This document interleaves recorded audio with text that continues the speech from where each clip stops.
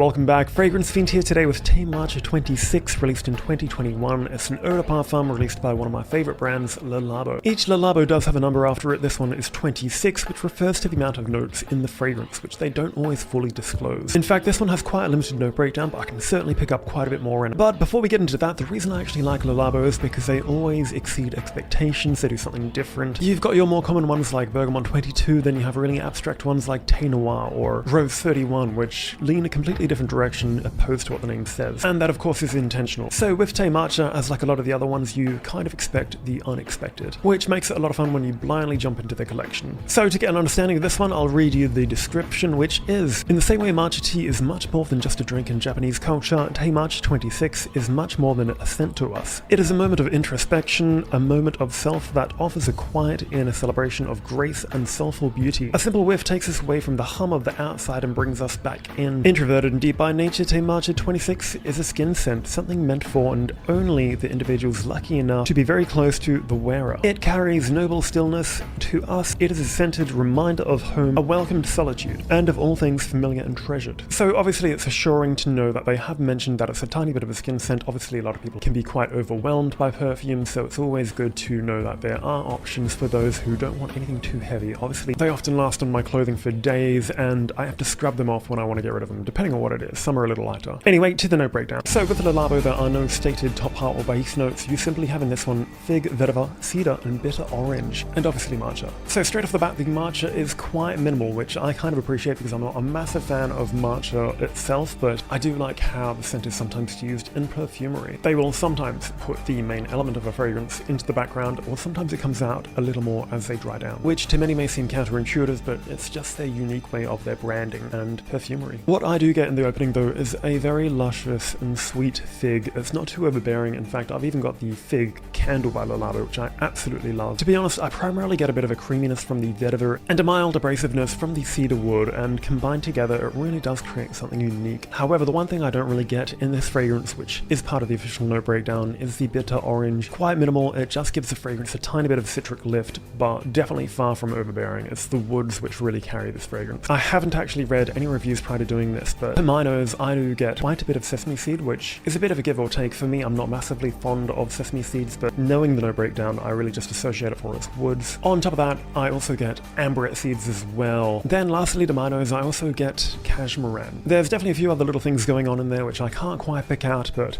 from my nose, that's everything I can detect. As it does begin to dry down, the woods overtake the fragrance, and those seeds I mentioned earlier sit a little further back in the mix. It could also be described as quite an earthy fragrance mixed with a hint of sweetness, but it's also actually quite appropriate for summer as well. I find this one does change on my skin a lot between summer and winter. So who is this fragrance for? Age-wise, probably someone beyond their mid-20s. It's actually quite a genderless fragrance as well, but it does smell very sophisticated, almost a bit mysterious as well. If you were wearing this, you could definitely pick up that it's a niche fragrance. It does smell high quality, and I feel like with the ingredients and notes they chose to construct this, I feel like they were really careful of the ratio that they mixed them together with. Any more of any of the notes would have caused it to go in a completely opposite direction. I feel like they could have added a tiny bit more bitter orange in this, just to give it a tiny bit more of a citric element, but now that I think about it, it probably would have just stripped that fig from the opening. Overall though, this fragrance does kind of defy any sort of character. It's kind of hard to put it into a box and give it a single definition. I actually prefer this one a lot more in the dry down. Probably after the first 10 minutes, it begins to balance out quite nicely. The sesame seed and amberette element doesn't stick around for too long, which I'm quite thankful for because I'm not massively fond of those notes too much. But to me, what I believe is cashmeran mixed with those woods is where the fragrance gets its beauty, with that hint of fig as well. It may have sounded like I glossed over the entire matcha element, but it's definitely present, but it's just not fully there. And once again, I probably believe that that was their intention going for this. So if you have smelt it, at least on paper, try it on your skin, wait for the dry down, and see how it goes. And I know for a lot of people to like a fragrance, they have to like the opening, the dry down, the whole lot, even the packaging as well. But I think most people can find some sort of appreciation in this scent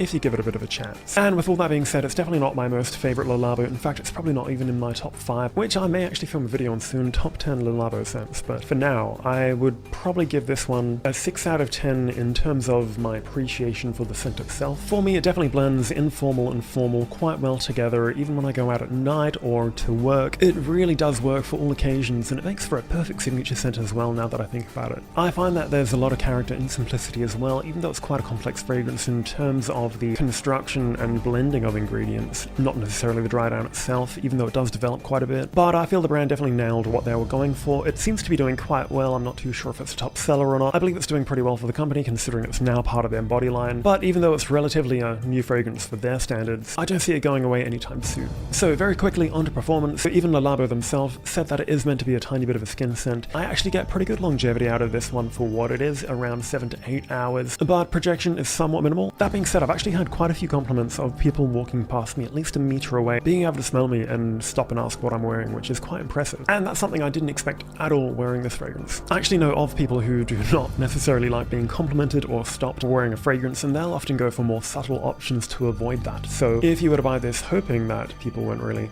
stopping or conversing with you to mention your scent, maybe it might not be a good idea. But that completely depends on your skin chemistry. I do like to use fragrance enhancers as well. And here are my results of what I gave it on the scoreboard, obviously the scent being my opinion of it. But anyway, be sure to check this one out. Thank you so much again for watching. I'll see you next time.